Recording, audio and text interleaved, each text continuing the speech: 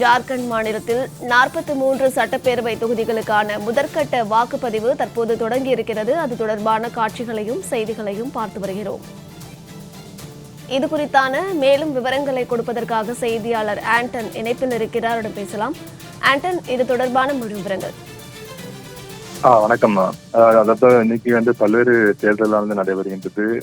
ஜார்க்கண்ட் சட்டப்பேரவை தேர்தல், பல்வேறு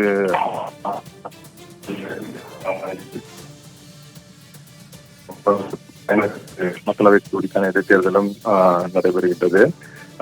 தற்போது ஜார்க்கண்டை பொறுத்தவரையில் ஜார்க்கண்ட் சட்டசபை பதவிக்காலம் ஜனவரி 5ஆம் தேதி அன்று முடிவடைகிறது.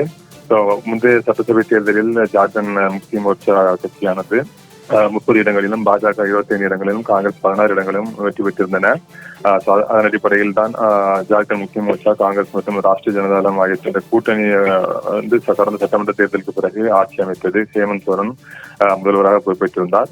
அண்மையில் நிலமோசடி விவகாரத்தில் அமலாக்கத்துறை ஹேமந்த் சோரன் இல்லத்தில் விசாரணை மேற்கொண்டு அவரை கைது செய்தது. அதன் பிறகு ஜார்க்கண்ட் முக்தி மோர்ச்சாவிற்கு கொண்டதாக இருந்த சம்பை சோரன் ஜார்க்கண்ட் முதலமைச்சர் ஆனார். பின்னர் உச்சநீதிமன்றம் ஜாமீன் வழங்கியதால் வெளியே ஹேமந்த் சோரன் மீண்டும் முதல்வரானார். அதன் பின்னர் சம்பை சோரன் பாஜகவிலும் இணைந்தார்.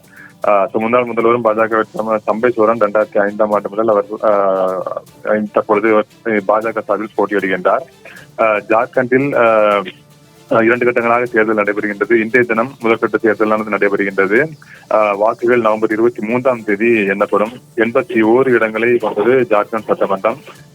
ஜார்க்கண்ட் சட்டப்பேரவைக்கான இந்த முதல் கட்ட தேர்தல் இன்று நடைபெறுகிறது. இதில் அந்த 81 தொகுதிகளில் 43 தொகுதிகளுக்கு தற்பொழுது வாக்குப்பதிவானது நடைபெறுகின்றது.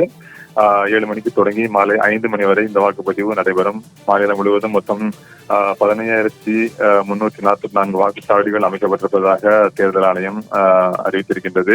650க்கும் மேற்பட்ட வேட்பாளர்கள் ஜார்க்கண்ட் சட்டப்பேரவை தேர்தலில் போட்டியிடுவதாக தெரிவிக்கப்பட்டிருக்கின்றது.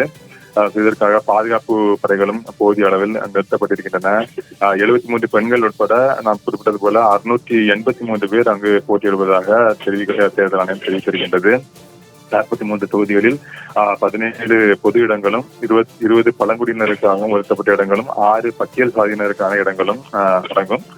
இதனை பொறுத்தவரையில் முன்னாள் முதல்வர் பாஜக வேட்பாளருமான சம்பை சோரன் அவர் 2005ஆம் ஆண்டு முதல் அங்கு அவர் சராய் கல்லா அப்படின்ற தொகுதியில் போட்டியிட்டு வருகின்றார். அந்த தொகுதியில் தான் தற்பொழுது அவர் பாஜக சார்பில் போட்டியிடுகின்றார். அதுபோல பாஜக மாநில தலைவர் பாபுலால் மராண்டி பன்வாரிலும் போட்டியிடுகின்றார் என்பது நாம் பார்க்க வேண்டிய ஒன்று. இது போன்ற பல்வேறு பாதுகாப்பான ஒரு சூழ்நிலைக்கிடையே தற்பொழுது ஜார்க்கண்டில் முதல் கட்ட சட்டப்பேரவை தேர்தல் தற்பொழுது நடைபெற்று வருகின்றது. மீதி இருக்கக்கூடிய 38 தொகுதிகளில் 2ஆம் கட்ட தேர்தலானது நவம்பர் 20ஆம் தேதி அங்கு நடைபெற இருக்கின்றது. நவம்பர் 23ஆம் தேதி வாக்குகள் எண்ணப்படும்.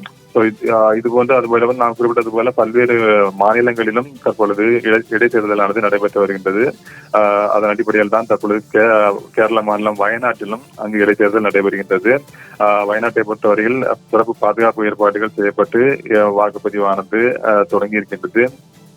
காங்கிரசுக்கு சென்ற கோட்டையாக பார்க்கப்படக்கூடிய அங்கு தற்பொழுது கட்சியைச் சேர்ந்த பிரியங்கா காந்தி போட்டியிடுகின்றார். ராகுல் காந்தி 2 தொகுதியில் வெற்றி பெற்றிருந்தார். நாடாளுமன்ற தேர்தலில் 2 தொகுதியில் ராகுல் காந்தி வெற்றி பெற்றிருந்தார்.